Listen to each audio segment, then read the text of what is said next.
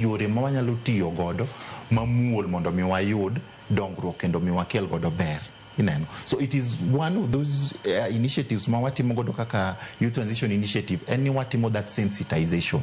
Pesa ni kuma kama to kitimo achiel mi register group ubedo gi certificate un gi members to nyalo dhi to yudo pesa mawuok kanyo. David Janyabole no siepa Central Nyakach. Wabro dhi Central Nyakach poko wuotho Central Nyakach. Ka wadhi kono we are going to identify groups ma wanyalo tiyo godo kendo groups ma ka wadhi to yudo grant ko amalo wanyalo kelo mondo mi wakonygi. Regan wacho wach moro ni yudhe poko yudo kony.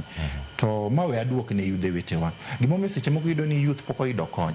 We have not organized ourselves. Pok wabiro kanyakla. Koradhi manyo kony kaka Seth Okumu kenda ng'ata achiel. Nyalo bedo matek. But kama koragi Regan ama koragi Odhiambo wadhi ji adek.